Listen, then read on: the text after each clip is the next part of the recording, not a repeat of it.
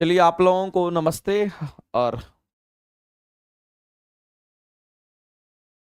हम लोग शुरुआत करेंगे आज, जैसा कि हम आपको बताए थे कि बीपीएससी टीआरई 4 में टीआरई 3 में जो क्वेश्चंस आपका पूछा गया था 6 to 8 9 10th का प्रीवियस ईयर क्वेश्चन जो आपका टीआरई 3 का है, उसका डिस्कशन आज हम लोग करेंगे, जिसमें खास करके आपको जीव विज्ञान बायोलॉजी का एक चैप्टर है जिसको पादप जगत हम कहते हैं। तो मेरे भाई पादप जगत का ये क्वेश्चन आपके सामने में दे रखा है और ये प्रीवियस ईयर क्वेश्चन आपको यहाँ पर दिख रहा होगा। देख लीजिए, ये एग्जाम में पूछा गया है, जैसा कि आपके सामने में है, ओरिजिनल क्वेश्चन है। और ये बीपीएससी टीआरई 3.0 1 to 5 के एग्जाम में ये क्वेश्चन पूछा गया। अच्छा क्वेश्चन है, प्लांट किंगडम से ये क्वेश्चन पूछा गया है। और क्या बोला गया है कि वायुमंडल में ऑक्सीजन का बृहद एवं उच्च स्रोत क्या है। हमारे वायुमंडल में ऑक्सीजन की मात्रा होती है कि नहीं होती है? होती है। तो वायुमंडल में अगर ऑक्सीजन बहुत अधिक है, इसका कारण क्या है? अच्छा, ये आपसे बोला गया है, उच्च स्रोत पूछा गया है, किसके रीजन, किसके वजह से होता है। तो मेरे भाई हमारे वायुमंडल में ऑक्सीजन की मात्रा होती है और ऑक्सीजन का बृहद उच्च स्रोत आपसे सोर्स जानना चाह रहा है कि किसकी वजह से हमारे वायुमंडल में ऑक्सीजन का कंटेंट ज्यादा होता है, ऑक्सीजन का परसेंटेज ज्यादा होता है। ये क्वेश्चन आपका पूछा गया है। आप सभी लोग कमेंट करके इस क्वेश्चन का जवाब देंगे। विकास कुमार, परेशान नहीं होना है। एक्चुअली में आपकी क्लासेस जो है वो स्टार्ट नहीं हुई, उसमें टाइम लगेगा 2-4 दिन, ठीक है। हो सकता है कि इस फ्राइडे से शुरुआत करेंगे। 9-10 साइंस में सिलेक्शन हुआ, आपका क्लास से भी बहुत हेल्प मिला था। अहमद जी, बहुत बहुत धन्यवाद, कॉन्ग्रेचुलेशन अहमद जी। आप लगातार क्लास किए होंगे तो जाहिर सी बात है बेनिफिट मिलेगा, और जो लोग लगातार क्लास करेंगे उनको सफलता श्योर मिलेगी। तो चलिए हम लोग आगे बढ़ते हैं और अगले इस क्वेश्चन को हम लोग देखते हैं। तो आपसे पूरा पूछा गया है कि अगर हम वायुमंडल की हम बात करते हैं, तो मेरे भाई एक बात हम सभी लोग जानते हैं कि हमारा जो वायुमंडल है, इस वायुमंडल में हमने कल भी बताया था आपको कि नाइट्रोजन का जो परसेंटेज है वो कितना है, तो 78% है। और ऑक्सीजन का परसेंटेज कितना है, तो हमारे वायुमंडल में 21% हमारा ऑक्सीजन होता है, और बाय वॉल्यूम यानी वॉल्यूम बेसिस पर हमारा इतना होता है। लेकिन 21% जो हमारा यहां पर ऑक्सीजन होता है, ये जो 21% हमारा ऑक्सीजन होता है वायुमंडल में, मेरे भाई ये 21% ऑक्सीजन आता कहां से है? तो आपको मैं बता देना चाहता हूं कि ये जो 21% ऑक्सीजन हमारा आता है, ये खास करके मेरे भाई हम कह सकते हैं मुख्य रूप से कहां से मिलता है, तो ये चीज आपको ध्यान रखना है। ये मुख्य रूप से आपको ध्यान रखना है कि मुख्य रूप से समुद्री पौधे से ही आता है। और समुद्री पौधे में भी आपको ध्यान रखना, जो फाइटोप्लैंक्टन वगैरह होता है उससे हमारा जाता है, जो कि समुद्री शैवाल हमारा होता है। तो मेरे भाई ये समुद्री पौधे के प्रकाश संश्लेषण के द्वारा हमारा होता है। मुख्य रूप से कहां से आता है, तो आपको ध्यान रखना, हमारे वायुमंडल में 21% जो हमारा ऑक्सीजन होता है वो मुख्य रूप से कहां से आता है। तो आपको ध्यान रखना, यहां पर हम कहते हैं हम समुद्री पौधे की हम बात करते हैं। हम किसकी बात कर रहे हैं मेरे भाई, तो आपको ध्यान रखना है समुद्री पौधे। और समुद्री पौधे में भी आप एग्जाम्पल याद रखिएगा, हम फाइटोप्लैंक्टन की हम बात करते हैं। किसकी बात करेंगे, तो हम लोग फाइटोप्लैंक्टन की हम बात करते हैं। तो ये जो हमारा फाइटोप्लैंक्टन होता है, जो समुद्री पौधे होते हैं, समुद्री पौधे प्रकाश संश्लेषण के दौरान ध्यान रखेंगे मेरे भाई, ये प्रकाश संश्लेषण के दौरान क्या करता है, ऑक्सीजन को रिलीज करता है। के दौरान ऑक्सीजन को क्या करता है, तो ऑक्सीजन छोड़ता है। ये ऑक्सीजन क्या करता है, तो कहेंगे ये छोड़ता है। और सबसे अधिक मात्रा में आप कह सकते हैं कि फाइटोप्लैंक्टन होगा, इस बात को आप ध्यान रखेंगे। इस तरीके से मेरे भाई ये हमारा फाइटोप्लैंक्टन जो हम लोग को दे रखा है, जो कि समुद्री शैवाल के रूप में होता है, ये हमारा सबसे ज्यादा क्या करता है, तो कहेंगे ऑक्सीजन मुक्त करता है। और हमारे वायुमंडल में ऑक्सीजन की मात्रा, ऑक्सीजन का सोर्स ज्यादा जनरेट हो जाता है। तो क्वेश्चन में आप क्वेश्चन को जब देखिएगा ना, तो इसमें आपसे उच्च सोर्स की बात कही गई है, बृहद की बात कही गई। ज्यादा मात्रा में कौन देता है, देता तो ये भी है, देता ये भी है, देता ये भी है, लेकिन सबसे ज्यादा कौन देता है वो क्वेश्चन में पूछा है, उच्च सोर्स पूछा गया है। जब उच्च सोर्स पूछेगा और उच्च सोर्स का आंसर करना होगा, तो समुद्री पौधे के प्रकाश संश्लेषण से होता है, ये बात आपको याद रखना है। और ये कई बार मेरे भाई एग्जाम में क्वेश्चन आया हुआ है, इसलिए आप इसको जरूर ध्यान में रखेंगे। अच्छे क्वेश्चंस हैं और अच्छे क्वेश्चंस का हमेशा हम लोग स्वागत करते हैं, और ऐसे क्वेश्चन कभी भी अगर देखने को मिल जाएगा तो हम लोग आसानी से आंसर कर सकते हैं। इसके अलावा बैक्टीरिया भी करता है हमारा क्या, तो फोटोसिंथेसिस के दौरान मेरे भाई बैक्टीरिया जिसको हम लोग कहते हैं साइनोबैक्टीरिया, जिसको हम लोग ब्लू ग्रीन अलगी भी कहते हैं, वो भी हमारा फोटोसिंथेसिस करता है। तो आपको छोटे छोटे पॉइंट्स ध्यान में रखना। लेकिन यहां पर बृहद पूछा गया था, आपसे यहां पर उच्च सोर्स पूछा गया था कि हमारा सबसे ज्यादा मात्रा में ऑक्सीजन जो हमारा देता है, लगभग मेरे पास 21% का लगभग 70% भाग जो होता है हमारा इसी से प्राप्त होता है। इस बात को आप ध्यान रखेंगे। जो समुद्री पौधे फाइटोप्लैंक्टन हमारा होता है। आगे चलते हैं, अगला क्वेश्चन हम लोग देखते हैं। अगला क्वेश्चन कहता है कि निम्नलिखित में से कौन सा एक वनस्पतिक हार्मोन है। यह भी क्वेश्चन आप देख लीजिए कि टीआरई में आपसे क्वेश्चन पूछा गया है और 1 to 5 में यह क्वेश्चन पूछा गया है। तो 1 to 5 रहे, 6 to 8 रहे, 9 10 रहे, फर्क नहीं पड़ता है। आपको ध्यान रखना, सभी प्रीवियस ईयर क्वेश्चन को करना है। तो अगला क्वेश्चन हमारा कहता है कि निम्नलिखित में से आप ये बता दीजिए कि कौन एक हमारा वनस्पतिक हार्मोन होता है। वनस्पतिक हार्मोन, वनस्पतिक कहने का मतलब मेरे पास वनस्पतिक जो होता है या वनस्पतिक पौधे की अगर बात करते हैं, जो भी पौधे होते हैं उसको हम लोग वनस्पति कहते हैं। इसका मतलब ये प्लांट हार्मोन की बात करता है।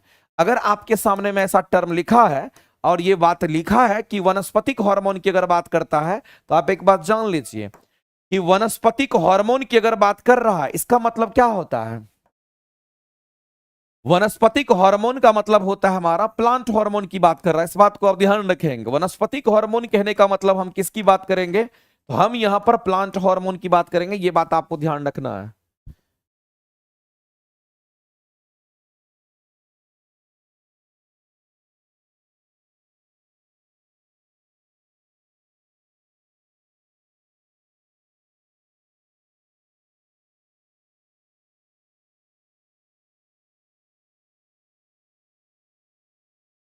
देखिए कहां पे है। अगर हम वनस्पतिक हार्मोन की बात करते हैं जिसको हम प्लांट हार्मोन कहते हैं, और एक बात जान लीजिए कि जो हमारा प्लांट हार्मोन होता है वो कौन कौन सा होता है। तो आपको दो चीज ध्यान रखना है, एक तो प्लांट के ग्रोथ को प्रमोट करता है, एक प्लांट के ग्रोथ को रोकता है। तो मेरे भाई एक को हम लोग कहते हैं growth promoter, plant growth promoter हमारा होता है। एक हमारा ग्रोथ प्रमोटर होता है जो कि ग्रोथ कराता है, प्रोमोटर के नाम से हम लोग जानते हैं।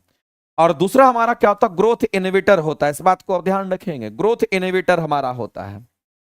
ये ग्रोथ इनहिबिटर हमारा होता है, दो तरह का हमारा होता है। तो एक ग्रोथ कराएगा प्रमोटर और ये ग्रोथ को रोकता है। तो ग्रोथ कराने वाला जो हार्मोन होगा, इसी में हम लोग पढ़ते हैं ऑक्सीन को, इसी में हम पढ़ते हैं किसको, तो याद रखिएगा जिब्रेलिन की हम बात करते हैं। इसी में अगर हम पढ़ते हैं किसको, तो साइटोकाइनिन की हम बात करते हैं। इस बात को आप ध्यान रखेंगे। एक मिनट इसको कर लेने दीजिए। अगर हम प्लांट ग्रोथ इनहिबिटर की अगर हम बात करेंगे तो इसमें दो चीज हमारा आता है। एक तो हम लोग कहेंगे यहां पर क्या, इथिलीन हार्मोन की हम बात करेंगे। और याद रखना मेरे भाई कि ये जो हमारा इथिलीन हार्मोन हमारा होता है, ये हार्मोन तो है लेकिन ये गैसियस अवस्था में होता है। ये किस अवस्था में होगा, तो याद रखना ये हमारा गैसियस अवस्था में होता है, गैसियस फेज में होता है।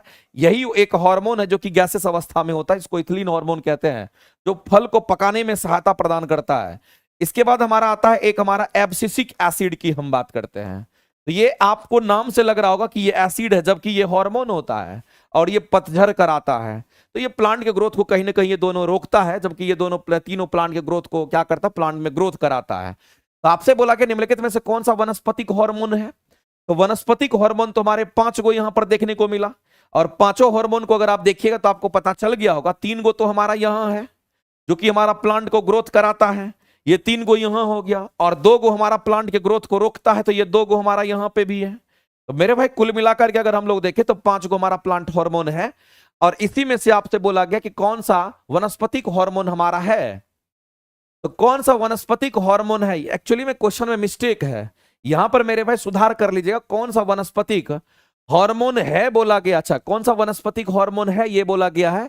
इसका मतलब है इस क्वेश्चन का अगर आंसर करेंगे तो हम लोग क्या करेंगे, वनस्पतिक हार्मोन हमारा एक ही होगा जो कि साइटोकाइनिन होगा। देख लीजिए यहां साइटोकाइनिन है हमारा, तो यही एक वनस्पतिक हमारा हार्मोन होगा। चाहे लगता है कि क्वेश्चन में कुछ नहीं, यही हमारा आंसर होगा।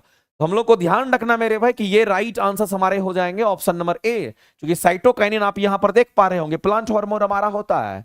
अगर हम साइटोकाइनिन की बात करते हैं तो ये सेल डिवीजन करता है, कोशिका विभाजन करता है। इस बात को आप ध्यान रखिएगा।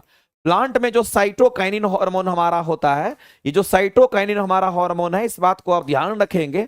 ये साइटोकाइनिन हार्मोन क्या करता है, कहेंगे कोशिका विभाजन करता है। प्लांट में क्या करेगा, तो ये कोशिका विभाजन करता है, और जब कोशिका विभाजन होता है तो नई नई पत्तियां डेवलप कर जाती है। मेरे भाई नए नए पत्तियां आने लगती है, इस बात को आप ध्यान रखेंगे। तो नए नए पत्तियां आती है, इस बात को आप ध्यान, नई नई पत्तियां आती है, इस बात को आप ध्यान रखेंगे। तो जब कभी भी साइटोकाइनिन हार्मोन की बात करेगा तो ये क्या करेगा, तो मेरे भाई कोशिका विभाजन करेगा। ये बात आप जरूर याद रखिएगा, ठीक है। और इसमें अगर आप देखेंगे तो ये हमारा क्या है, तो कहेंगे ये हमारा क्या, तो इंसुलिन हार्मोन हमारा एनिमल हार्मोन जो कि मेल और फीमेल में हम लोगों में होता है, और एस्ट्रोजन हार्मोन हमारा फीमेल हार्मोन है, ये भी हमारा नहीं होगा। ये दोनों के दोनों हमारे नहीं होंगे, ये हमारे प्लांट हार्मोन है, ये दोनों के दोनों हमारे एनिमल हार्मोन होते हैं। लेकिन इंसुलिन मेल और फीमेल दोनों में होगा, जबकि एस्ट्रोजन हमारा केवल और केवल फीमेल में होता है। इस बात को आप ध्यान रखेंगे। अगर हम यहां पर बात करते हैं इंसुलिन हार्मोन की, अगर बात करते हैं तो आप एक बात जान लीजिए, ये जो इंसुलिन हार्मोन होता है ये हमारा मेल में भी होगा, साथ ही साथ आपको ध्यान रखना है कि ये फीमेल में भी होता है। लेकिन इसका मुख्य काम क्या है, इसका कार्य क्या है, वो एग्जाम में पूछता है। तो इंसुलिन का मेन कार्य होता है हमारे ब्लड में ग्लूकोज लेवल को कंट्रोल करने का काम करता है। तो मेरे भाई अगर ब्लड की बात करते हैं, जो हमारा ब्लड होता है, इस ब्लड में ग्लूकोज लेवल को कंट्रोल करता है। इस बात को ध्यान रखेंगे। हमारे ब्लड में शर्करा का जो लेवल होगा, ब्लड में ग्लूकोज लेवल की अगर हम बात करते हैं, तो ब्लड में ग्लूकोज लेवल को क्या करता, तो ये कहीं ना कहीं यहां पर कंट्रोल करता है। ये बात आपको ध्यान रखना है, ये इंसुलिन का काम होता है मुख्य रूप से, ध्यान रखेंगे। और इंसुलिन जो होता है मेरे भाई, ये हमारा बाहर से बनता भी है। इस बात को आप ध्यान रखेंगे। अगर किसी को इंसुलिन की कमी होती है तो बाहर से उसको केमिकली बनाया भी जाता है। अगर एस्ट्रोजन हार्मोन की अगर हम बात करते हैं तो ये हमारा केवल और केवल फीमेल में होता है। इस बात को ध्यान, मेल में नहीं होता है। ये हमारा केवल और केवल किस में होगा, तो कहेंगे केवल और केवल केवल फीमेल में होगा। और एस्ट्रोजन हार्मोन क्या करता, तो फीमेल के अंदर मेंस्ट्रुएशन साइकिल को कंट्रोल करता है। ये मेंस्ट्रुएशन साइकिल को क्या करता है, तो कहेंगे यहां पर कंट्रोल करने का काम करता है। ये बात आपको ध्यान रखना है। तो मेरे भाई इस तरीके से हम लोग क्वेश्चन को देखते हैं। तो आपसे क्वेश्चन वनस्पतिक हार्मोन पर पूछा गया था, तो इस तरीके से आप ध्यान रखें। एक ग्रोथ प्रमोटर होगा तो एक ग्रोथ इनहिबिटर हमारा होता है। ये प्लांट के ग्रोथ को बढ़ावा देगा तो ये प्लांट के ग्रोथ को रोकता है।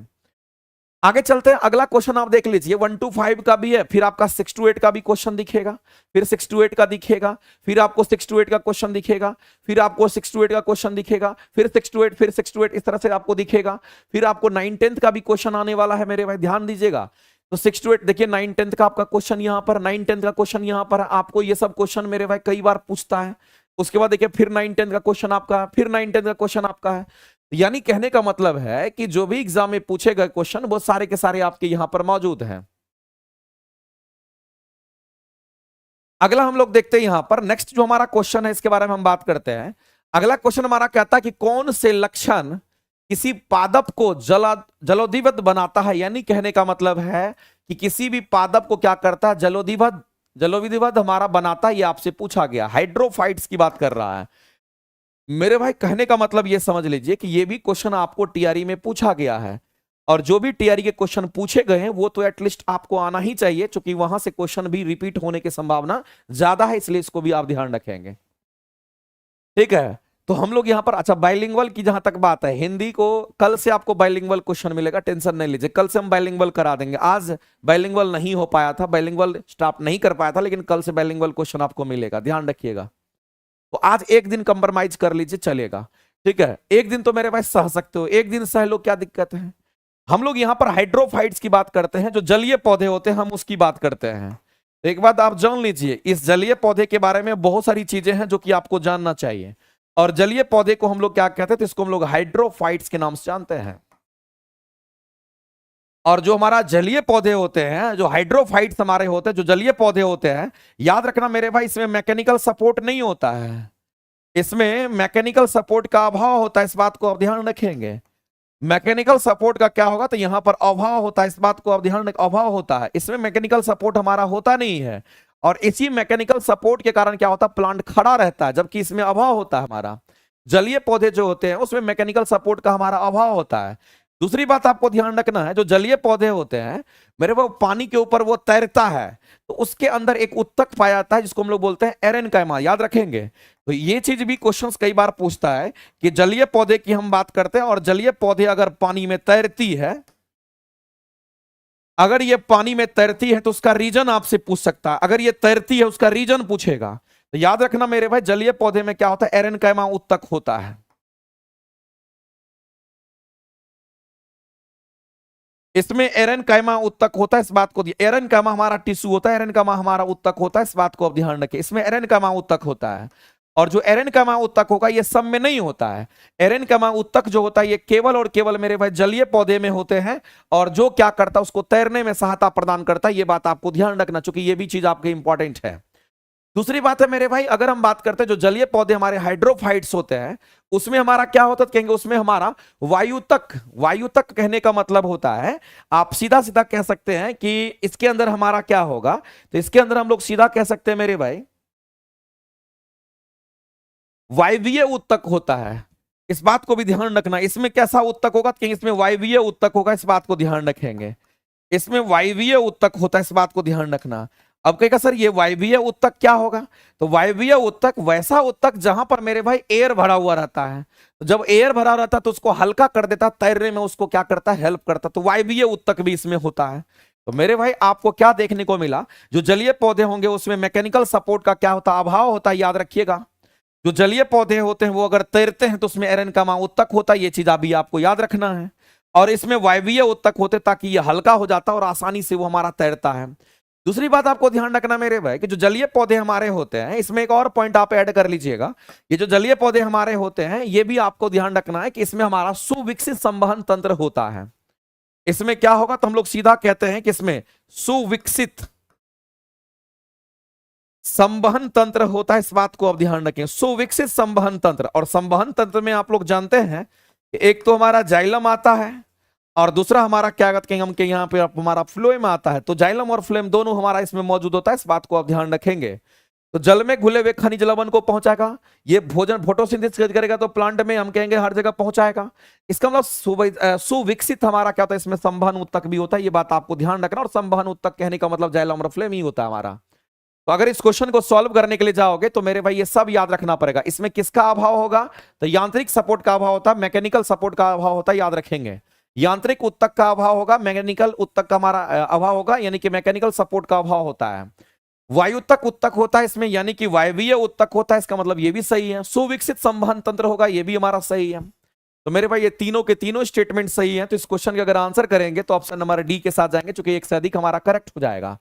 तो जो हाइड्रोफाइट्स हमारे होते हैं ना, उसको जलीय पौधे हम कहते हैं, इस तरीके से हम लोग यहां पर देखते हैं। और मेरे भाई कभी भी अगर आपको हाइड्रोफाइट से क्वेश्चन अगर पूछ दिया तो आप आसानी से इतने पॉइंट को ध्यान में रखिएगा, क्योंकि ये डायरेक्ट आपके एग्जाम में कहीं ना कहीं आकर के पूछ लेता है।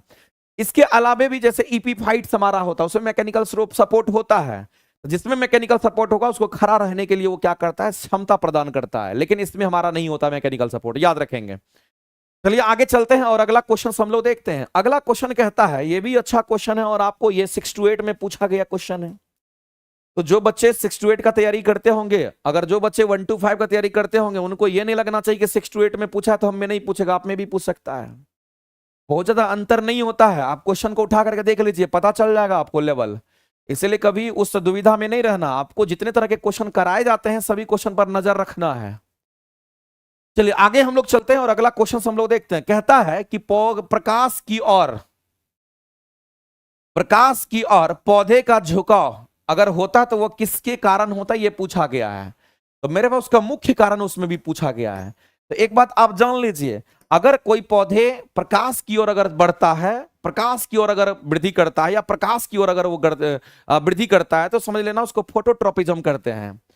तो आपको एक बात तो सबसे पहले समझ में आना चाहिए मेरे भाई कि पौधे का प्रकाश की दिशा में,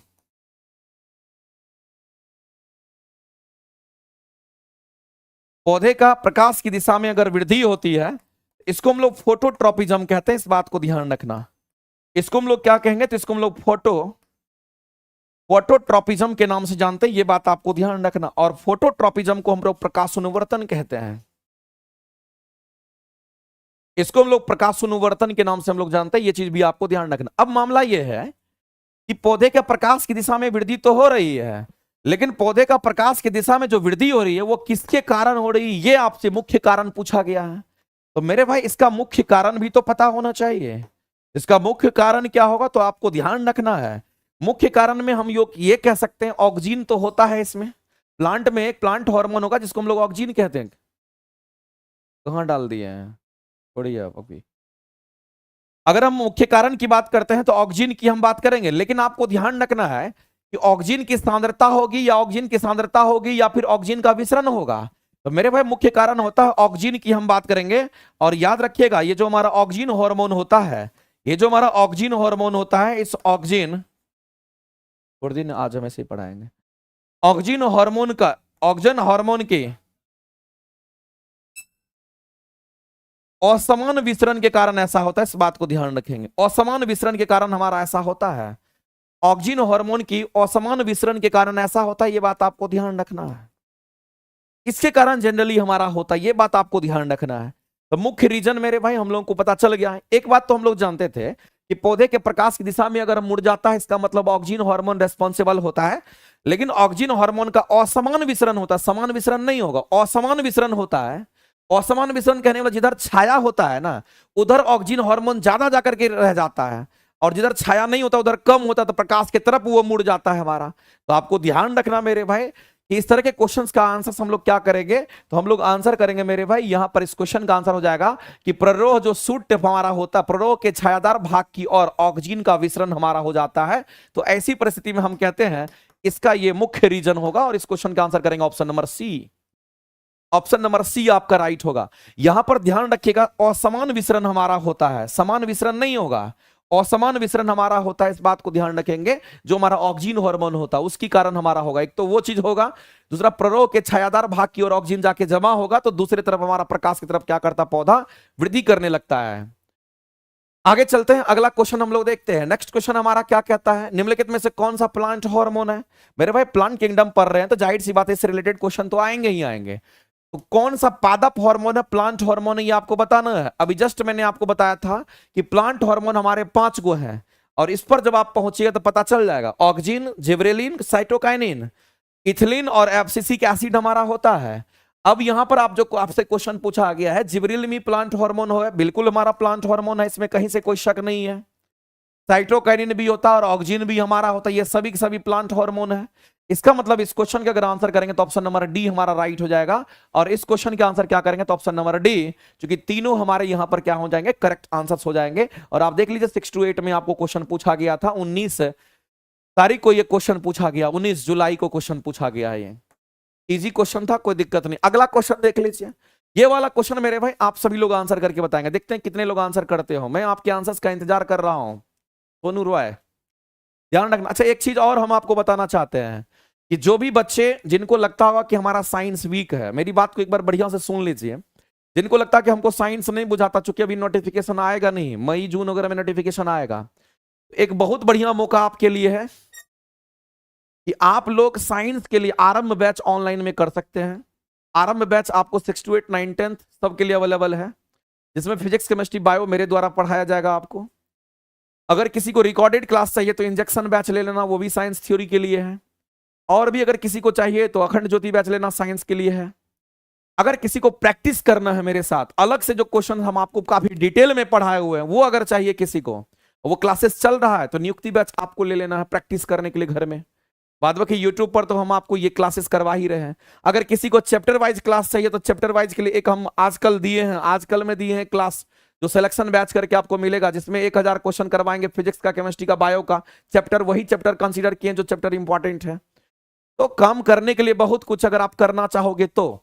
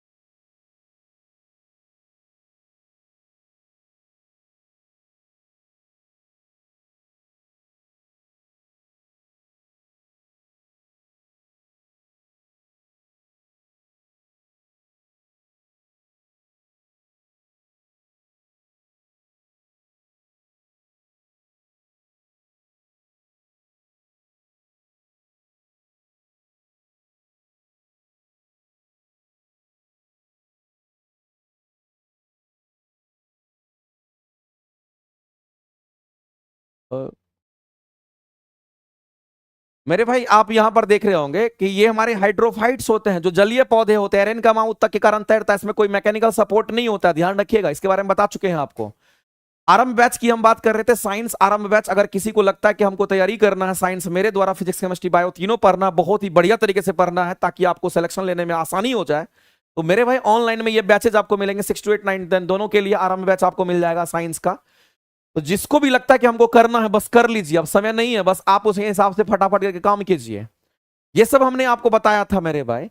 अगर हम और इस 5वें नंबर क्वेश्चन तक हम आपको बता चुके थे, लेकिन आज हम लोग 6ठे नंबर क्वेश्चन पर हम लोग चलते हैं और 6ठा नंबर क्वेश्चन के बाद हम लोग फिर आगे बढ़ेंगे।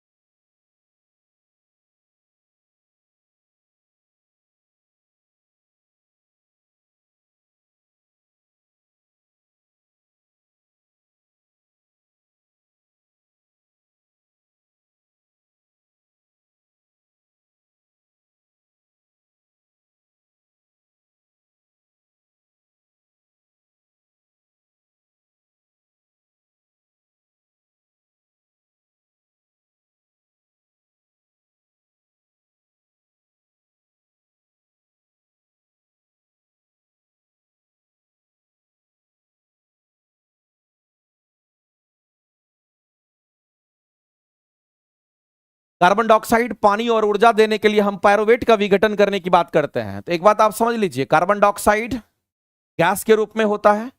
उसके बाद अगर हम लोग देखेंगे तो हम पानी की बात करेंगे और ऊर्जा देने के लिए हम बात करेंगे। तो अगर आपको कभी भी ये चीज मिलता है कि ये हमें प्राप्त होता है, कार्बन डाइऑक्साइड प्राप्त होता है, पानी प्राप्त होता है और ऊर्जा देने के लिए, तो किसका विघटन होगा? तो मेरे पास पायरुवेट का विघटन होता है। और आपको पता होना चाहिए कि पायरुवेट में 3 कार्बन हमारे होते हैं, जबकि ग्लूकोज में हमारे 6 कार्बन होता है। तो मेरे भाई पायरुवेट का जब विघटन होता है तो हम लोगों को क्या मिलता है? कार्बन डाइऑक्साइड, पानी और ऊर्जा मिलता है। जैसे कि आपको यहां पर समझना पड़ेगा, एक चीज समझिए मेरे भाई, हम सभी लोग जानते हैं, हम ग्लूकोज की हम बात कर रहे हैं, तो ग्लूकोज में 6 कार्बन हमारा होता है, C6H12O6 हमारा होता है, इसमें 6 कार्बन हमारा होता है। और जब ग्लूकोज टूटता है ना, तो आपको ध्यान रखना है, जब भी ग्लूकोज टूटता है तो इस प्रोसेस को ग्लाइकोलिसिस कहते हैं। यहां जो प्रोसेस हमारा होगा, इस प्रोसेस को हम लोग क्या कहेंगे? तो इसको हम लोग ग्लाइकोलिसिस के नाम से जानते हैं। ये चीज आपको ध्यान रखिए, ग्लाइकोलिसिस हमारा होता है। और ग्लाइकोलिसिस में ग्लूकोज हमारा टूटता है, और जब ग्लूकोज टूटेगा तो ये क्या बनेगा? तो आपको ध्यान रखना, यही हमारा पायरुविक एसिड का निर्माण करता है। ये हमारा पायरुविक एसिड बनता है, ये बात आपको ध्यान रखना, यहां पर पायरुविक एसिड बनता है। और जब पायरुविक एसिड हमारा, फिर ये आगे हम लोग देखते हैं, तो पायरुविक एसिड से क्या बनेगा? तो कहेंगे यहां पर पायरुवेट बनता है, इस बात को आप ध्यान रखेंगे। पायरुविक एसिड से हमारा क्या बनता है? कहेंगे यहां पर हमारा पायरुवेट बनता है, इस बात को आप ध्यान रखेंगे। और फिर पायरुवेट, जब हमारा पायरुवेट का जब विघटन होता है तब जाकर के हमको एनर्जी मिलता है, इस बात को आप ध्यान रखेंगे। तो मामला ये है मेरे भाई, आपको ये चीज ध्यान रखना है कि जब पायरुवेट का हमारा विघटन होगा तो इसमें 2 तरीके से हम लोग को ध्यान रखना, एरोबिक होगा, एक एनएरोबिक हमारा होता है। और इसी पर क्वेश्चन आपका पूछा गया है। तो एक हमारा एरोबिक होता है और एक हमारा कैसा होगा? कहेंगे इसको एरोबिक हम कह दिए, और दूसरे को हम लोग क्या कह दिए? तो इसको हम लोग एनएरोबिक कह दिए। एक हमारा वायवीय होगा, इसको हम लोग अवायवीय कहते हैं। तो आपको पता है कि अगर माइटोकॉन्ड्रिया की बात करते हैं, क्लोरोप्लास्ट की बात करते हैं, साइटोप्लाज्म की बात करते हैं, तो मेरे भाई साइटोप्लाज्म में हमारा क्या होता है? ग्लाइकोलिसिस होता है। इस साइटोप्लाज्म में ग्लाइकोलिसिस होता है और ग्लूकोज टूटता है तो हमारा ये पायरुविक एसिड बनता है। तो आपको एक चीज ध्यान रखना है, अगर हम आपसे ये जानना चाहते हैं मेरे भाई कि ग्लाइकोलिसिस की क्रिया कहां होती है, तो आपको ध्यान रखना है, ग्लाइकोलिसिस की जो क्रिया होती है वो साइटोप्लाज्म में होता है। ये साइटोप्लाज्म में होता है, इस बात को ध्यान, साइटोप्लाज्म में होता है, ये बात आपको ध्यान रखना है। और साइटोप्लाज्म कहने का मतलब हम कोशिका द्रव की हम बात कर रहे हैं, कोशिका द्रव की हम बात कर रहे हैं, इस बात को आप ध्यान रखना। और कोशिका द्रव में, साइटोप्लाज्म में ग्लाइकोलिसिस की जब क्रिया होती है तो इसी साइटोप्लाज्म में आपको ध्यान रखना है कि 2 एटीपी ऊर्जा हमारा यहीं पर बन जाता है, 2 एटीपी एनर्जी का निर्माण हमारा यहीं हो जाता है। लेकिन इस ग्लूकोज अगर पायरुविक एसिड बनेगा, पायरुविक एसिड से हमारा पायरुवेट बनेगा, तो हमारा एरोबिक रेस्पिरेशन होता है और एनएरोबिक रेस्पिरेशन होता है, ये चीज आपको ध्यान रखना है। तो इसी में आपको ये चीज ध्यान रखना मेरे भाई कि अगर एरोबिक रेस्पिरेशन हमारा होगा तो एरोबिक का मतलब होता है with the presence of oxygen, oxygen के प्रेजेंस में होगा। और जब ऑक्सीजन के प्रेजेंस में होगा तो इसको श्वसन की क्रिया कहते हैं, और ये हमारे माइटोकॉन्ड्रिया में होता है। ये कहां होगा तो कहेंगे हमारे माइटोकॉन्ड्रिया की हम बात करते हैं, यहां पर हमारा होता है, हमारे माइटोकॉन्ड्रिया में हमारा होता है, यहीं पर श्वसन की क्रिया होती है।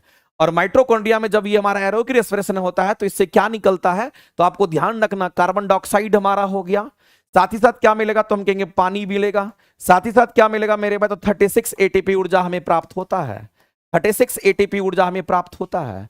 तो यहां ऊर्जा कहने का मतलब 36 एटीपी ऊर्जा पानी आपको मिला। और कार्बन डाइऑक्साइड की बात करते हैं तो ये पायरुवेट का जब विघटन होता है तो हमारा ये चीज हमारा यहां पर होगा, इस बात को ध्यान रखना। वायवीय श्वसन की हम बात करते हैं, वायवीय श्वसन की हम बात करते हैं। और मेरे भाई एनाएरोबिक में हमारा क्या होगा, तो जो एनाएरोबिक हमारा होता है ये हमारे साइटोप्लाज्म में होता है। ये कहां पर तुम लोग कहेंगे, ये हमारा यहां पर साइटोप्लाज्म की हम बात करते हैं। और जब साइटोप्लाज्म की हम बात करते हैं तो इसमें 2 ही एटीपी ऊर्जा का निर्माण होता है। तो यहां पर क्या क्या बनेगा तो आपको ध्यान रखना है, यहीं पर मेरे भाई क्या होगा तो कहेंगे लैक्टिक एसिड का फॉर्मेशन हमारा होगा। यहां पर आप ये कह सकते हैं मेरे भाई साइटोप्लाज्म नहीं बोले इसको, तो हम लोग क्या बोल सकते हैं, आपको ध्यान रखना मेरे भाई साइटोप्लाज्म नहीं कहिए, सॉरी यहां पर साइटोप्लाज्म नहीं होगा। इसमें हम कहेंगे एनाएरोबिक जब रेस्पिरेशन हमारा होता है तो वैसी परिस्थिति में क्या हमें तैयार होता है तो हम लोग को ध्यान रखना है, या तो हम कहेंगे यहां पर इथाइल अल्कोहल बनेगा, या तो हमारा इथाइल अल्कोहल बनेगा, या फिर हम कह सकते हैं कि लैक्टिक एसिड का फॉर्मेशन होगा। इसमें लैक्टिक एसिड का फॉर्मेशन होगा, लैक्टिक एसिड का फॉर्मेशन होगा मेरे भाई। तो ये चीज हमारे मसल्स वगैरह में एनारोबिक रेस्पिरेशन होता है, जितना हमको चाहिए उतना हमारा होता है, उसके हिसाब से होता है। तो आपको मेरे भाई ध्यान रखना है कि साइटोप्लाज्म में तो हमारा ये चीज होता है, तो ये तो हमारा ऑप्शन नहीं होगा, इस बात को हम पहले ही यहां पर छांट देंगे मेरे भाई। क्लोरोप्लास्ट में हमारा नहीं होगा तो हमारा माइटोकॉन्ड्रिया ही हो जाएगा, क्योंकि माइटोकॉन्ड्रिया की बात करते हैं इसी में हमारा ये तीनों चीज बनता है। तो इस परिस्थिति में इस क्वेश्चन का अगर आंसर करने के लिए जाएंगे तो ऑप्शन नंबर हमारा सी करेक्ट हो जाएगा। तो मेरे भाई आपको क्या क्या चीज इसमें ध्यान रखना है, आपको ध्यान रखना है कि जब ग्लूकोज टूटता है, जब ग्लूकोज टूटता है तो ये किसका निर्माण करता है, तो कहेंगे हमारा ग्लूकोज टूटता है तो पायरुविक एसिड का निर्माण करेगा। और पायरुविक एसिड से हमारा क्या बनता है तो कहेंगे पायरुवेट हमारा बनता है।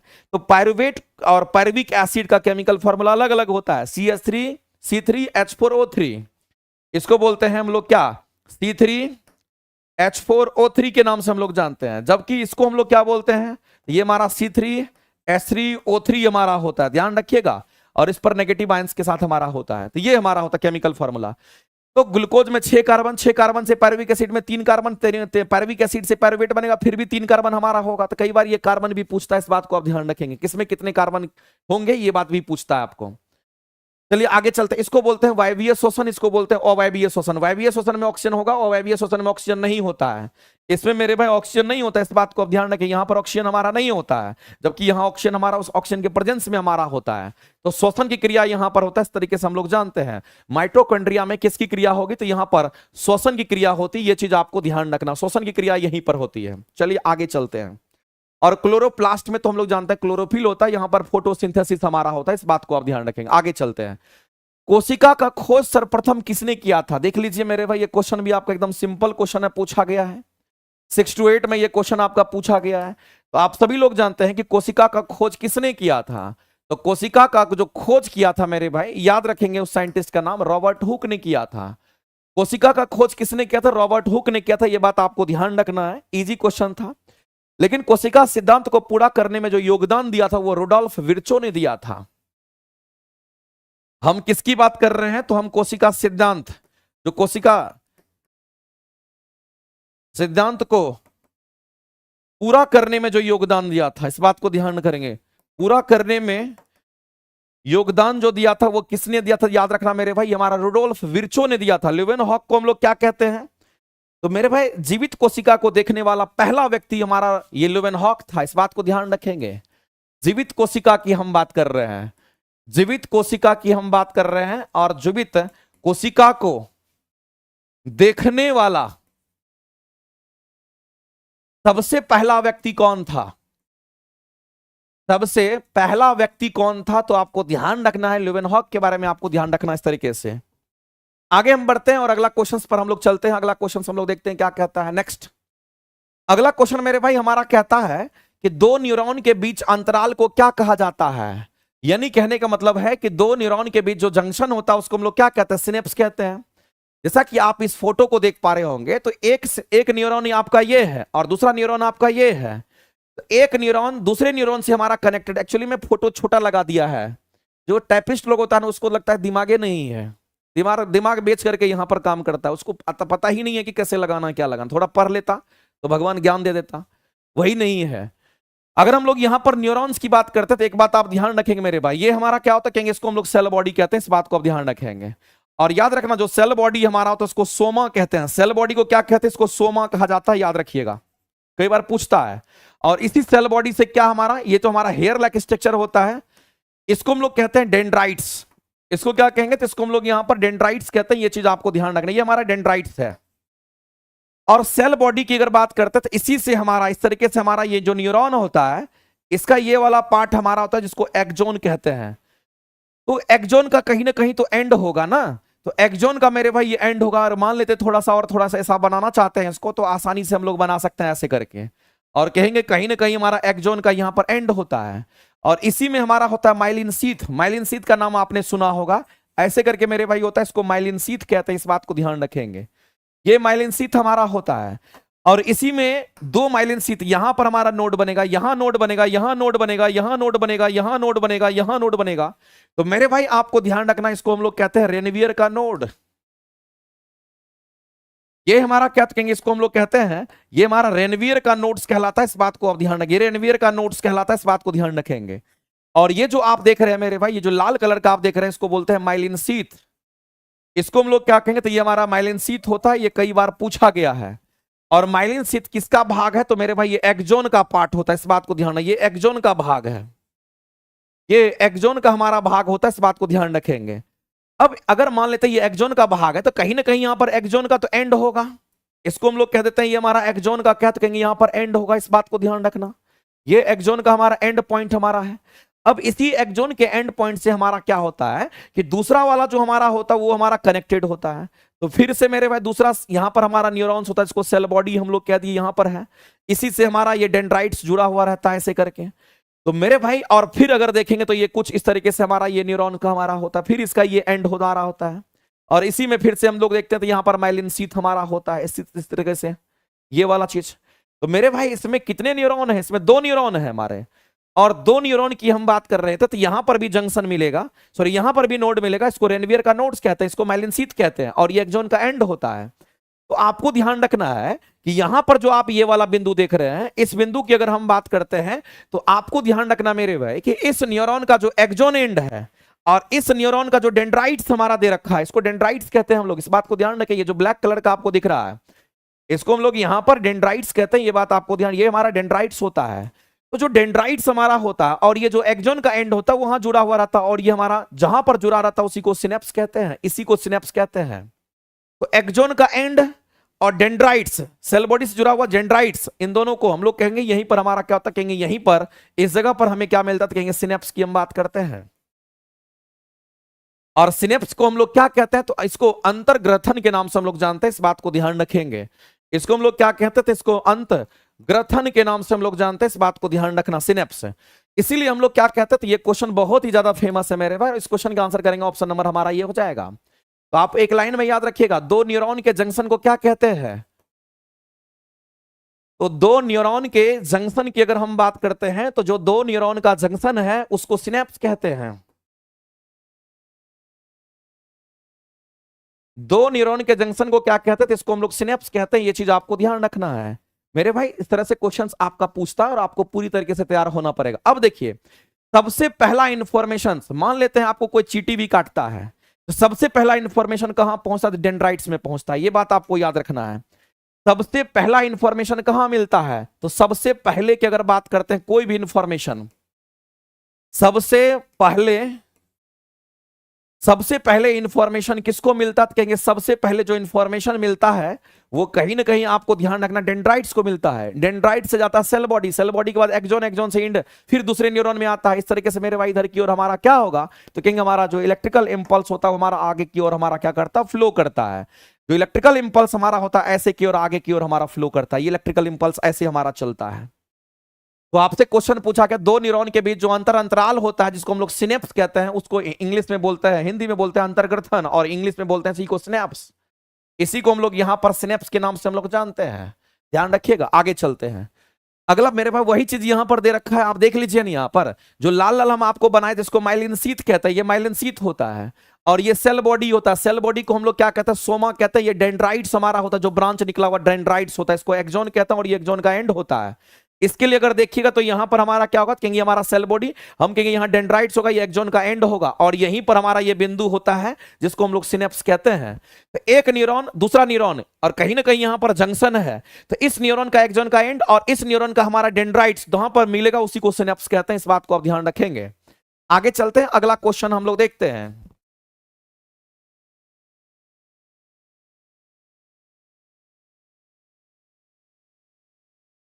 अगला क्वेश्चन अगर हम लोग देखते हैं, यहां से देखिए, पराग कोष के बारे में क्वेश्चन पूछा गया है। तो अगर पराग कोष में शामिल है तो क्या शामिल है, तो सबसे पहला चीज तो हम लोग को यह समझना है, हम पराग कोष की हम बात कर रहे हैं। मेरे भाई एक बात आपको ध्यान रखना है कि अगर हम यहां पर पराग कोष की बात करते हैं, इसको इंग्लिश में हम लोग एंथर कहते हैं, यह बात आपको ध्यान रखना है। और जो पराग कोष होता है ना, ये फूल का मेल पार्ट होता है। तो जो फूल का ये कौन सा पार्ट है, कहेंगे फूल का ये मेल पार्ट होता है। इस बात को आप ध्यान रखेंगे, फूल का ये मेल पार्ट होता है, ये बात आपको ध्यान रखना है, जिसको हम लोग क्या कहते हैं, परागकोश कहते हैं। तो मेरे भाई ये फूल का मेल पार्ट जिसको हम लोग परागकोश कहते हैं, जिसको इंग्लिश में हम लोग एंथर कहते हैं, और इसी परागकोश में परागकण होता है, परागकोश में परागकण पाया जाता है। इस बात को आप ध्यान रखेंगे, इसी में परागकण होता है, परागकण पाया, इसी परागकोश में परागकण पाया जाता है, ये बात आपको ध्यान रखना है। और यही परागकण जिसको हम लोग क्या कहते हैं, पॉलन ग्रेन्स कहते हैं, इसी को हम लोग क्या कहते हैं, तो इसी को हम लोग यहां पर पॉलन ग्रेन्स कहते हैं। इस बात को ध्यान रखेंगे। और याद रखना, पॉलन ग्रेन से भी मेरे भाई एयर पोल्यूशन होता है, इससे भी एयर पोल्यूशन होता है। इस बात को आप ध्यान रखना, कई बार क्वेश्चन पूछा गया है, पॉलन ग्रेन से भी एयर पोल्यूशन होता है। इस बात को आप ध्यान रखेंगे। वैसे इस क्वेश्चन के आंसर हमारे निकल करके आ गए कि परागकोश में शामिल होता है परागकण। इस बात को ध्यान रखना, जैसा कि आपको यहां दिखेगा। मेरे भाई ये हमारा एक फूल है, और इस फूल में अगर मेल और फीमेल पार्ट को देखिएगा तो आपको पता चल जाएगा। ये जो ग्रीन वाला आपको पार्ट दिख रहा होगा, ये वाला जो पार्ट दिख रहा होगा, जिसमें आप देखो स्टिग्मा दिख रहा होगा, स्टाइल दिख रहा होगा, ओवरी, ये तीनों के तीनों हमारे फीमेल पार्ट होते हैं। जबकि ये डंटा जो दिख रहा होगा, इसको मेल पार्ट कहते हैं, इसी को हम लोग एंथर कहते हैं, ये जो आपको दिख रहा है। और ये सब एंथर हमारा होता है, और इसी एंथर में छोटे छोटे जो कण आपको दिख रहे होंगे, इसी को पोलन ग्रेन्स कहते हैं। तो मेरे भाई ये इसी चीज को खोल दिया गया है, तो पता चला कि ये जो छोटे छोटे इसमें कण है, इसी को हम लोग पोलन ग्रेन कहते हैं, इसी को हम लोग यहां पर कहते हैं। और पूरा का पूरा ये हमारा क्या होता है, परागकोश होता है, इसको हम लोग एंथर कहते हैं। डंटा को हम लोग फिलामेंट कहते हैं, ध्यान रखेंगे। और मेरे भाई इस बात को आप ध्यान रखना है कि इसमें जो परागकण होता है, यही पॉलिनेशन में भाग लेता है, हमारा यही हमारा पॉलिनेशन में भाग लेता है। ये बात आपको ध्यान रखना है, छोटे छोटे पॉइंट्स है, आपको सभी पॉइंट्स पर नजर रखना है। ध्यान रखना मेरे भाई, ये जो ग्रीन कलर का हमारा सपोर्ट होता है, इसको कैलिक्स कहते हैं, और कैलिक्स को हम लोग सेपल भी कहते हैं। याद रखना, सेपल ग्रीन कलर का हमारा होता है, जो प्लांट को, फूल को सपोर्ट प्रदान करता है। इस बात को ध्यान रखेंगे, ये फूल को सपोर्ट प्रदान करता है। और पेटल्स हमारा क्या होता है मेरे, पंखुड़ी जो है, अलग अलग रंग का जो पंखुड़ी आपको जो यहां पर दिख रहा है येलो रंग का, उसको पेटल्स कहते हैं। तो इसको कोरोला के नाम से भी जानता है, पेटल्स को कोरोला भी कहते हैं, याद रखिएगा। और कैलिक्स जो हमारा होता है, सेपल्स को ही कैलिक्स कहते हैं। तो दोनों चीज आपको ध्यान, कैलिक्स हमारा ग्रीन कलर का होता है, और हरे रंग के जो आपको यहां पर रंग बिरंगे जो आपकी पत्तियां दिखती है, उसको हम लोग क्या कहते हैं, तो इसी को हम लोग कोरोला या फिर पेटल्स के नाम से जानते हैं। ये भी चीज आपको ध्यान रखना है। आगे चलते हैं, अगला क्वेश्चन आप देख लीजिए। अगला क्वेश्चन भी आपका बहुत ही ज्यादा इंपॉर्टेंट है, और देख लीजिए ये भी आपको 6 to 8 में क्वेश्चन पूछा गया, और आपको आसानी से आंसर करना है। कहता है कि अस्थायी उत्तक के बारे में आपको बताना है, आपको मेरे भाई अस्थायी उत्तक के बारे में बताना है, और निम्नलिखित में से कौन सा स्टेटमेंट हमारा सही है वो हमें करके बताना है। जो स्टेटमेंट सही है उसके आंसर करने हैं। तो बताइए मेरे भाई इसमें से कौन सा हमारा होगा। सबसे पहला चीज तो आपको यह समझ में आना चाहिए कि अस्थायी उत्तक हमारा होता क्या है। तो मेरे भाई हम लोग जानते हैं कि अगर पादप उत्तक की अगर हम बात करते हैं, हम किसकी बात कर रहे हैं, तो हम पादप उत्तक की बात करते हैं। और अगर जो पादप उत्तक हमारा होता है, ये पादप उत्तक दो तरह का हमारा होता है।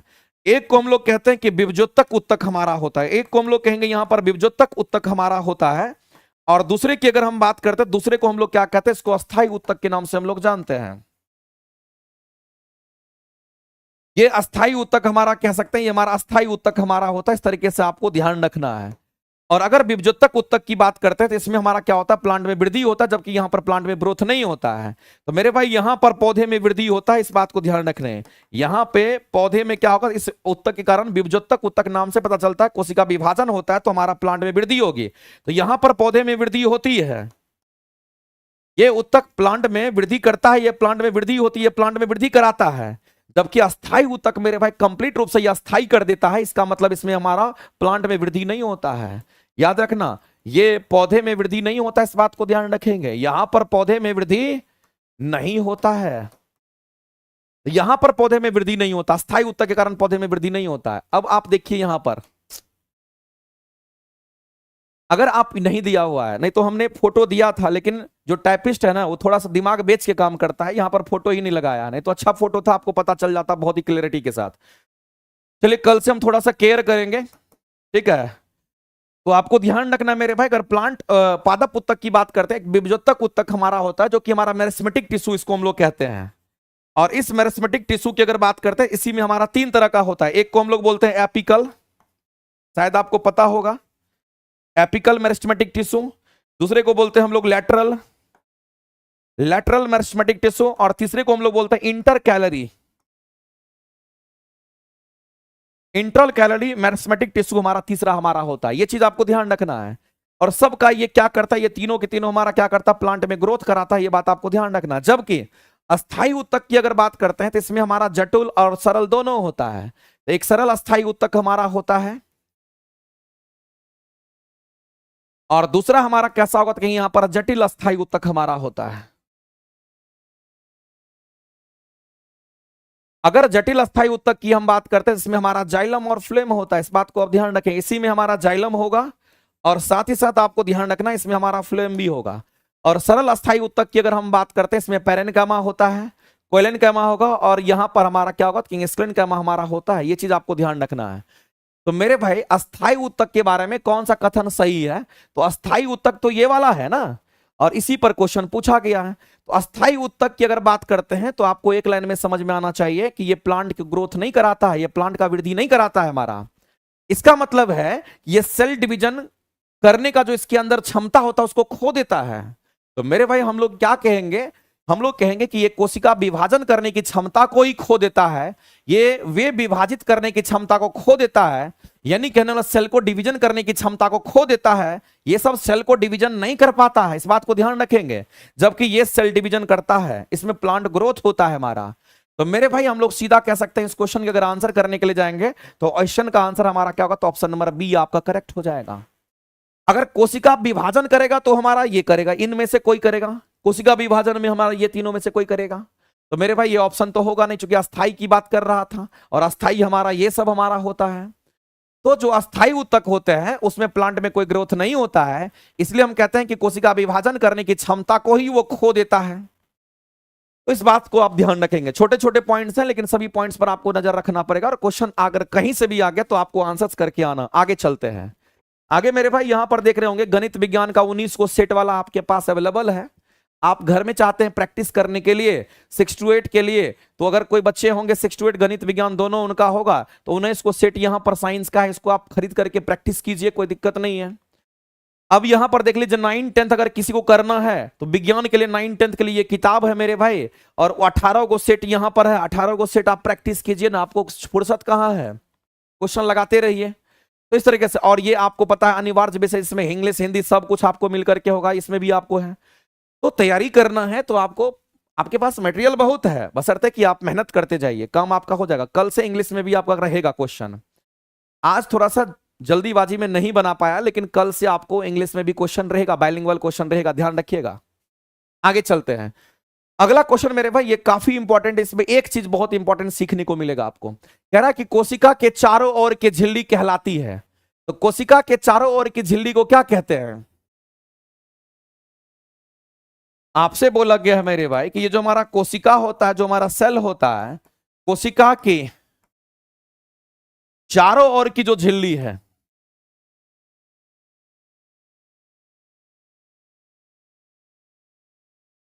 चारों ओर की जो झिल्ली है उसको क्या कहते हैं? इसी को प्लाज्मा झिल्ली कह दीजिए, इसी को प्लाज्मा मेम्ब्रेन कहते हैं।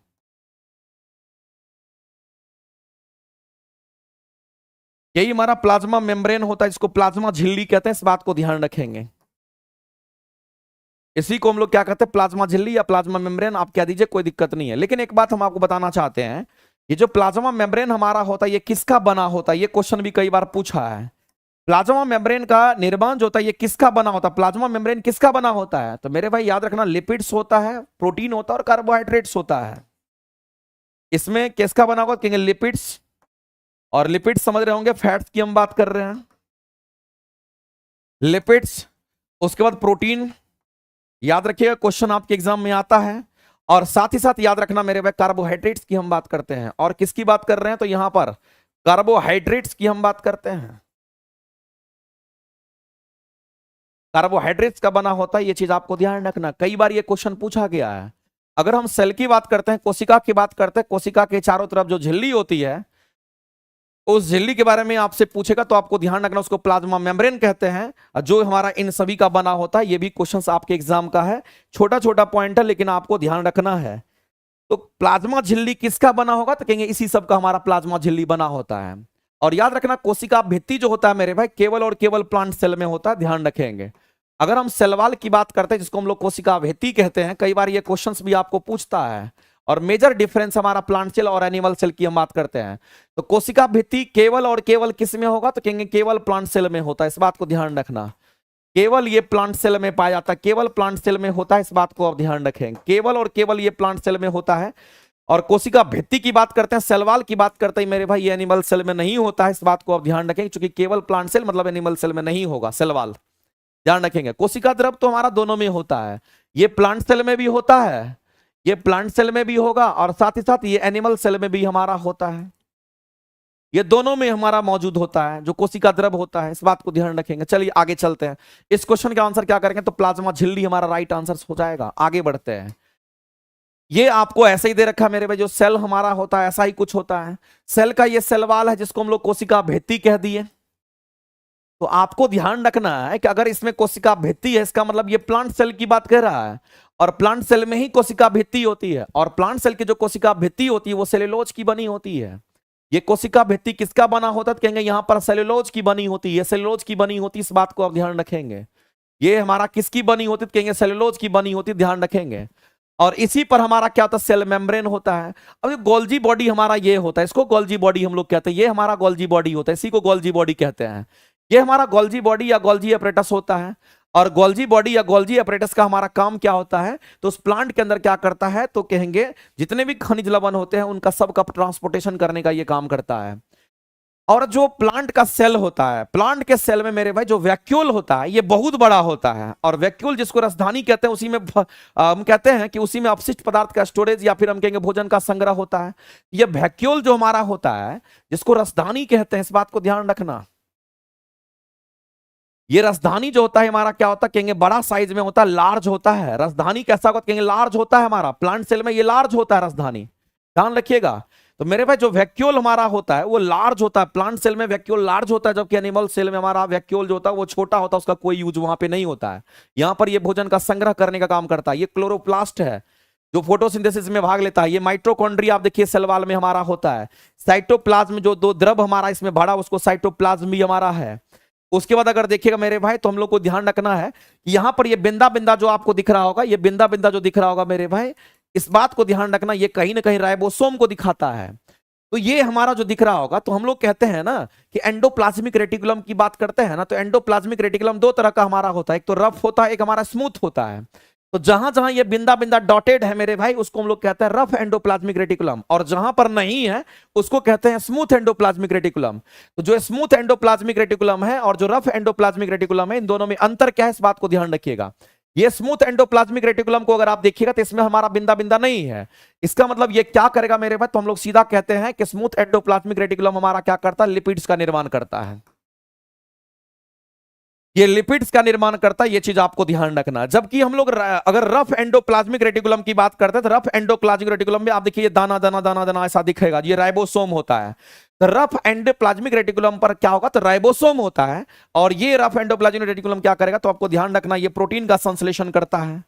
ध्यान रखना मेरे भाई, ये प्रोटीन का संश्लेषण तो करता ही करता है। एक और क्वेश्चन जो आप इस बार आपके एग्जाम में आया था, एनसीईआरटी से डायरेक्ट उठाया था, ये प्रोटीन का संश्लेषण तो करता ही करता है, साथ ही साथ मेरे भाई ये क्या करता था, सिक्रेशन का भी काम करता है। इस बात को ध्यान रखें, प्रोटीन संश्लेषण करेगा और साथ ही साथ ये क्या करता, कहेंगे यहां पर ये सिक्रेशन भी करता है। इस बात को आप ध्यान रखिए, ये सिक्रेशन भी हमारा करता है, तो आपको ध्यान रखना इस तरीके से मेरे भाई। तो ये सवाल हमारा होता है। आगे हम लोग बढ़ते हैं, अगला हम लोग देखते हैं कि मनुष्य के गुर्दे किसके तंत्र का हिस्सा होता है, ये आपसे क्वेश्चन पूछा गया है। तो मेरे भाई मनुष्य में गुर्दे की बात कर रहा है, गुर्दा मतलब किडनी की बात कर रहा है, और इससे रिलेटेड हमारा यहां पर बोला गया है कि किसके तंत्र का यह हिस्सा हमारा, ये आपको बताना है। तो मेरे भाई एक बात हम लोग जानते हैं कि जब कभी भी हम किडनी की हम बात करते हैं, और किडनी को ही हम लोग क्या कहते हैं, तो इसी को हम लोग यहां पर गुर्दे कहते हैं, यही हमारा गुर्दा होता है। और ध्यान रखना मेरे भाई कि ये जो हमारा किडनी होता है, यही क्या करता है, ब्लड का फिल्ट्रेशन करने का काम करता है। ब्लड हो गया, यूरिन की बात करते हैं, ब्लड यूरिन का फिल्ट्रेशन करने का काम ये करता है, ये बात आपको ध्यान रखना है। इसका फिल्ट्रेशन करता है, ये चीज आपको ध्यान रखना है। यूरिन का, ब्लड का फिल्ट्रेशन कौन करता था, हमारा किडनी करता है। और किडनी का जो फंक्शनल यूनिट होता है, या फिर नेफ्रॉन जो हमारा होता है, वो किडनी का फंक्शनल यूनिट होता है। Nephron is the functional unit of kidney. Kidney का मेरे भाई यहां पर आपसे पूछेगा कि बताइए किडनी का फंक्शनल यूनिट क्या होता है, तो आप क्या कहोगे। तो किडनी का फंक्शनल यूनिट अगर आपसे पूछता है, तो ये एग्जाम में कई बार आता है, तो फंक्शनल यूनिट हमारा क्या होता है, कहेंगे नेफ्रॉन होता है, याद रखिएगा। किडनी का फंक्शनल यूनिट को हम लोग क्या कहते हैं, तो इसको हम लोग नेफ्रॉन कहते हैं, ये चीज आपको ध्यान रखना है, कई बार पूछा गया है और एग्जाम में आते रहता है, ये चीज आपको ध्यान रखना थोड़ा सा।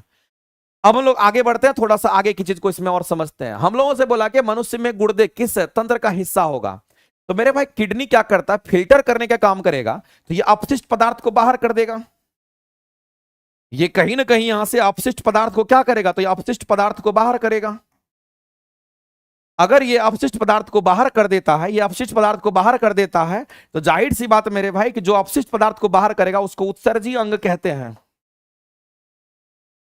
उसको हम लोग उत्सर्जी अंग के नाम से जानते हैं, ये हमारा उत्सर्जी अंग होता है। जो अपशिष्ट पदार्थ को बाहर करेगा उसको उत्सर्जी अंग कहते हैं, ये बात आपको ध्यान रखना है। अब यहां पर उत्सर्जी जो पदार्थ हमारा होता है, अगर मान लेते हैं अपशिष्ट पदार्थ को बाहर कर रहा है, तो यहां पर उत्सर्जी पदार्थ तो हमारा होगा, और ये उत्सर्जी पदार्थ हमारा क्या हो सकता है, क्या वो पोषण होगा, नहीं। क्या वो पोषण होगा, नहीं। क्या वो श्वसन होगा, नहीं। और हम लोग जानते हैं कि गुर्दा में कहीं श्वसन नहीं होता है, गुर्दा में कहीं भी पोषण नहीं होता है, तो गुर्दा से कहते हैं कि मलत्याग की बात करेंगे, और मलत्याग क्या है, अपशिष्ट है। ये अपशिष्ट के रूप में आप इसको देखते हैं। इसका मतलब है मेरे भाई आप सीधा कह सकते हैं कि इस क्वेश्चन का अगर आंसर करेंगे तो ऑप्शन नंबर आपका ए करेक्ट हो जाएगा, क्योंकि एक्चुअली में ये अपशिष्ट से रिलेट कर रहा है इस चीज को, इस बात को ध्यान रखेंगे। आगे चलते हैं, अगला क्वेश्चन हम लोग देखते हैं। नेक्स्ट हम इसी की बात कर रहे थे मेरे भाई, चैप्टर वाइज एक चीज हम आपको देना चाह रहे हैं, इसका महत्व आप अगर समझिएगा तो आपको बहुत बेनिफिट नजर आएगा, नहीं तो फिर कोई बेनिफिट नजर नहीं आएगा। पढ़ने वाले जो बच्चे होंगे वो क्या करेंगे, वो सभी चीज को अपनाएंगे, साम दाम दंड भेद, समझिएगा। ये चैप्टर वाइज जो हम दिए हैं 6 to 8 9 10 जो बच्चे होंगे, या फिर 1 to 5 के जो भी बच्चे होंगे, उन सभी के लिए ये काम करेगा। ध्यान ये रखना है, अगर आप फिजिक्स पढ़ते हैं तो आप लाइट चैप्टर कवर कर देंगे, आपका पूरा का पूरा चैप्टर वाइज। आपको पदार्थ के गुण वाले चैप्टर को कंप्लीट कर देंगे, ये भी आपका हो जाएगा, उष्मागतिकी हो जाएगा, मैग्नेटिज्म हो जाएगा, साउंड हो जाएगा, वेव हो जाएगा, और मॉडर्न फिजिक्स हो जाएगा। इसके क्वेश्चन एग्जाम में खास करके ज्यादातर आते हैं, इसलिए वो चैप्टर मैंने उठाया, इसी का चैप्टर वाइज करके हम क्वेश्चन आपको कराने वाले हैं। और इस बैच का नाम है सिलेक्शन बैच, ये बैच अभी स्टार्ट होने वाला है। केमिस्ट्री में भी अगर देखें तो परमाणु संरचना, रेडियो सक्रियता, रासायनिक बंधन, अम्ल क्षार, ये सब आपको क्वेश्चन पूछता है। गैसीय ईंधन अवस्था, कोलाइड के बारे में, आवर्त सारणी और धातु धातु के बारे में, कार्बनिक यौगिक और उसके अनुप्रयोग, दैनिक जीवन में रसायन का यूज। उसके बाद पादप जगत, जिससे क्वेश्चन अभी हम करा रहे हैं, पादप जगत की हम बात कर रहे हैं, ये हो गया। मानव तंत्र के क्वेश्चन, अनुवांशिकी क्वेश्चन, मानव स्वास्थ्य एवं रोग उत्परिवर्तन, ये सब क्वेश्चन आपका होगा। ईवीएस में आपको प्रदूषण से क्वेश्चन, जैव विविधता हो गया, परितंत्र हो गया, पर्यावरण हो गया, ये सब हमारे क्वेश्चंस होंगे। मेरे भाई कहने का मतलब ये है कि अगर हम आपको ये चीज दिए हैं तो कुछ सोच समझ करके दिए हैं। इसमें से सब चैप्टर हम नहीं कराएंगे, फिजिक्सों में वही चैप्टर कराएंगे जो एग्जाम में पूछता है, और आपके लिए भी बढ़िया होगा, चूंकि आपको एग्जाम निकालना है, वो चैप्टर मजबूत हो जाएगा। चैप्टर वाइज क्वेश्चंस आपको बाइलिंगुअल हम आपको प्रोवाइड कर रहे हैं। इतना अच्छा कंटेंट मेरे भाई, ये ऐसा कंटेंट आपको खोज करके दे रहे हैं जो कंटेंट आपके काफी आपके लिए यूजफुल होगा। आप पढ़िएगा तो आपको पता चलेगा। ये मेरे भाई सिलेक्शन बैच उनको लेना है जो बच्चे नियुक्ति बैच लिए होंगे तो उनको लेने की जरूरत नहीं है, नियुक्ति बैच में ऑलरेडी हम कराएंगे फ्री। जो लोग नियुक्ति बैच नहीं लिए होंगे उनके लिए सिलेक्शन बैच है, अलग से चैप्टर वाइज करना चाह रहे होंगे तो उनके लिए बेनिफिशियल है, वो कर सकते हैं। ठीक है, ध्यान रखिएगा। आगे चलते हैं, अगला क्वेश्चन हम लोग देखते हैं। अच्छा ये सब हमारा क्या था, यहां पर कैसे आ गया, चलो आगे चलते हैं। आगे हम लोग देखते हैं मेरे भाई, विभज्योतक उत्तक का कार्य क्या है, इस पर हम लोग फोकस करते हैं।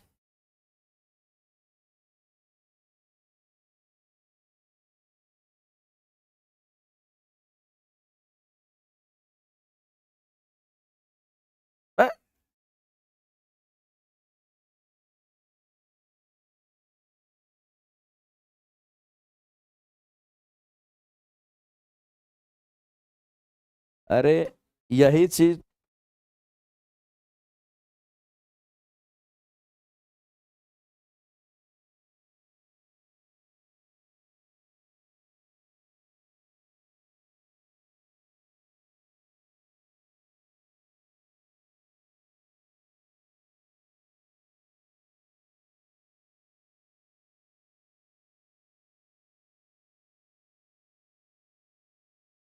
चलिए आगे हम लोग बात करते हैं, इस बात को ध्यान रखिएगा। पौधे में विभज्योतक की बात करते हैं तो मेरे भाई प्लांट में आपको ध्यान रखना है इस चीज को कि विभज्योतक उत्तक जो हमारा होता है उसका क्या कार्य, अभी जस्ट हम आपको बताए थे कि जो हमारे विभज्योतक उत्तक होते हैं उसके क्या कार्य हैं। तो आप एक चीज बताइए, प्लांट में विभज्योतक उत्तक क्या करेगा, सहारा प्रदान करेगा। विभज्योतक उत्तक का मतलब है कोशिका विभाजन करेगा, और जब कोशिका विभाजन होता है तो प्लांट का ग्रोथ होता है।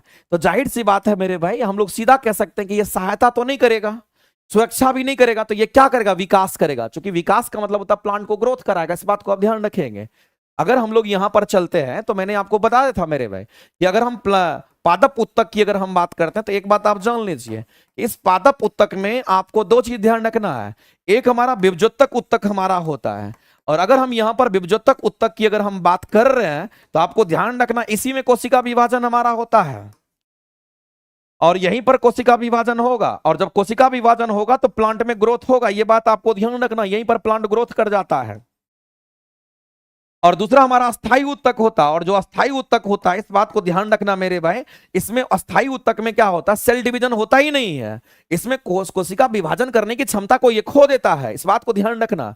ये क्या करता है तो कहेंगे कोशिका विभाजन करने की क्षमता को ये खो देता है, विभाजन करने की क्षमता की बात करते हैं, ये करने की क्षमता को ये खो देता है,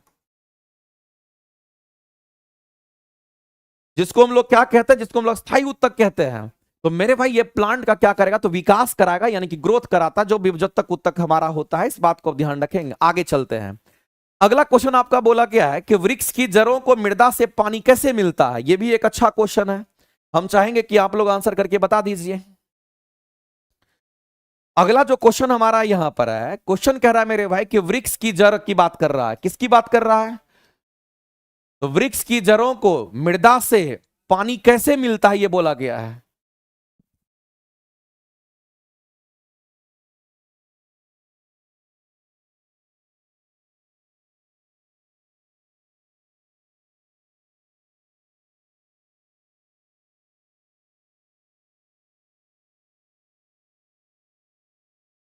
हाँ, कैसे नहीं मिलेगा, यहाँ मिलेगा।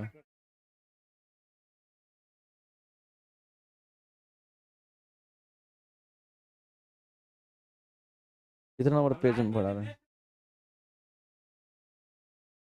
ये क्या है, ये देखो तो नहीं है, 423 नंबर पेज में। अरे ये लोग को थोड़ा सा,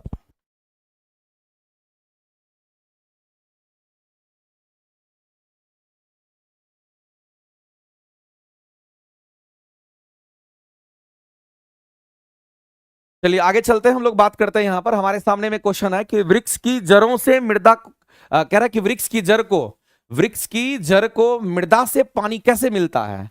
तो मेरे भाई एक बात आपको ध्यान रखना कि मान लेते कि हमारा प्लांट है और नीचे हमारा क्या तो मिट्टी है, और यहां पर क्या तो इसका जड़ है। तो अगर इसके जड़ को मिट्टी से अगर पानी मिल रहा है, ये हमारा मिट्टी और मिट्टी से पानी मिल रहा है, तो मेरे भाई जो प्लांट हमारा है, इस प्लांट की अगर हम बात करते हैं तो ये हमारा क्या तो कहेंगे, यहां पर हमारा मिट्टी होगा। इस बात को ध्यान रखना, ये हमारा मिट्टी होता है, सॉइल की हम बात कर रहे हैं, ये हमारा मिट्टी होगा।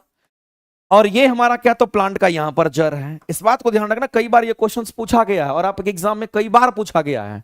तो अगर हम प्लांट की अगर हम बात करते हैं तो प्लांट का ये मान लेते हैं कि ये हमारा ऊपर वाला पोर्शन हमारा है, नीचे में हमारा क्या, तो कहेंगे ये हमारा जड़ की हम बात कर रहे हैं। और ये जड़ को, जड़ कहेंगे नीचे में मिट्टी भी है और जड़ भी है। तो इस जड़ को पानी की मात्रा मिलती है कहां से, तो मिट्टी से मिलती है। ये चीज आपसे पूछा गया है। तो आपको मेरे भाई ध्यान रखना है कि ये इसको किस विधि द्वारा मिलता है और कैसे मिलता है। तो सबसे पहला चीज मेरे भाई इस बात को ध्यान रखना है, यहां जो प्रोसेस हमारा होता है उस प्रोसेस को हम लोग क्या कहते हैं, यहां पर जिस प्रोसेस से हमारा मिलता है उसको हम लोग क्या कहते हैं, क्योंकि वही पूछा गया है कि वृक्ष की जड़ को बोला गया है कि मृदा से पानी कैसे मिलता है, मिट्टी से पानी कैसे मिलता है जड़ को। तो आपको दे रखा केशिका जल, बंधा हुआ जल, आर्द्रता जल, तो ये सब ऑप्शन आपका नहीं होगा। हम लोग केशिका जल कह सकते हैं, और केशिका जल कहने का मतलब हम लोग क्या कहेंगे, कैपिलरी वाटर के नाम से हम लोग जानते हैं। इसको हम लोग कहेंगे यहां पर हमारा कैपिलरी वाटर के नाम से हम लोग इसको जानते हैं। इस बात को आप ध्यान रखेंगे। केशिका जल कहने का मतलब इसको हम लोग क्या कहेंगे, तो इसको हम लोग कैपिलरी वाटर कहते हैं। ये चीज आपको ध्यान रखना है।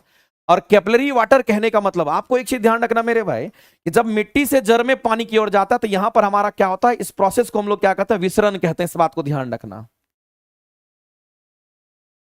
इस प्रोसेस को हम लोग क्या कहते हैं, तो विसरण कहते हैं। इस विसरण विधि द्वारा हमारा इसमें जाता है पानी।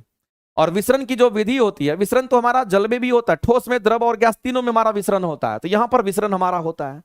लेकिन अगर प्लांट में पानी ऊपर की ओर चढ़ता है, अगर प्लांट में पानी ऊपर की ओर चढ़ता है, इसको बोलते हैं कैपिलरी एक्शन। इस बात को आप ध्यान रखेंगे। इसी को हम लोग क्या बोलेंगे, तो इसी को हम लोग कैपिलरी एक्शन कहते हैं। इस बात को आप ध्यान रखना। लेकिन ये ऑप्शन में दे नहीं रखा है, और केशिका जल दे रखा है। इस क्वेश्चन का आंसर जो दे रखा है वो केशिका जल दे रखा है, कैपिलरी वाटर दे रखा है। तो मेरे भाई ये एक्चुअली में ये कहना चाह रहा है कि ऊपर पानी हमारा कैसे चढ़ता है, तो ड्यू टू कैपिलरी एक्शन, जिसको हम लोग कहते हैं यहां पर केशिकत्व, इसको हम लोग कहते हैं केशिकत्व कहते हैं। इस बात को ध्यान रखेंगे। या फिर इसी को क्या कह दिया, केशिका जल कह दिया गया है। इसी को केशिका जल भी कह दिया गया। इस बात को आप ध्यान रखेंगे। ये केशिका जल हमारा इस तरीके से हमारा चढ़ता है, ध्यान रखेंगे। आगे चलते हैं। आगे मेरे भाई ये नियुक्ति बैच आपको बता ही थे कि नियुक्ति बैच आप लोगों में से अगर किसी को लगता है कि हमको प्रैक्टिस करना है मेरे साथ और अच्छे क्वेश्चन का संग्रह से प्रैक्टिस करना है, तो मेरे भाई आप सभी लोग नियुक्ति बैच से प्रैक्टिस कर सकते हैं। अच्छे क्वेश्चन उसमें हैं। एक काम करते हैं, आज हम इस सेशन को यहीं छोड़ेंगे। और कल याद रखिएगा, एक्चुअली में बढ़िया से फोटो अरेंजमेंट नहीं है, पढ़ाने में भी दिक्कत होता है। कल बाइलिंगुअल क्वेश्चन हम करा देते हैं। इसका पूरा आपको चलेगा ये खतरनाक तरीके से। कल से थोड़ा इस पर विशेष ध्यान हमारा रहेगा। बाइलिंगुअल क्वेश्चन हम आपको देंगे, क्योंकि बहुत सारे बच्चे कमेंट कर रहे थे कि सर बाइलिंगुअल क्वेश्चन, बाइलिंगुअल। कल तो हम बाइलिंगुअल क्वेश्चन करा देंगे आपको। साथ ही साथ फोटो वगैरह बढ़िया से लगा करके हम आपको कराएंगे, क्योंकि यहां पर सब अंधाधुंध बैठा हुआ, अंधा नगरी चौपट राजा। यहां मैनेजमेंट जीरो है। और किसी दिन मून खटकेगा तो हम भी चल देंगे यहां से। कुछ दो लगाने के लिए कोई प्रॉपर काम नहीं करता है। मास्टर कितने चिचियाते रहेगा, कितने मेहनत करेगा मास्टर। यहां जो कुछ भी होता है मास्टर के मेहनत के बदल होता है, दूसरा कुछ नहीं होता है। कितना परेशान होकर के आदमी क्वेश्चंस कराता है, कितना मेहनत करके क्वेश्चन कराता है, और मैनेजमेंट इसको समझती नहीं है। कितना बुरा लगता है आदमी जब सामने खड़ा होकर के हर चीज दे देने के बावजूद भी हम नखरा करता है। आप समझ सकते हैं, ये परेशानी होती है। तुमको तो लगता होगा टीचर ऐसा है, टीचर में कोई कमी नहीं होता है। टीचर तो आपको जो दे देगा कि आप सोच नहीं पाओगे। इसलिए मेरे भाई थोड़ा सा दिक्कत हमको भी होता है, कई गुस्सा बहुत ज्यादा आता है, लगता है कि अभी छोड़ के चले जाएं। लेकिन हम आप लोगों से कहना चाहते हैं कल हम कोशिश करेंगे, हम अपने तरीके से हर चीज का अरेंजमेंट करके आपको पूरी क्लासेस को अटेंड करवाएं। ठीक है, आज के लिए इतना ही। बहुत बहुत धन्यवाद।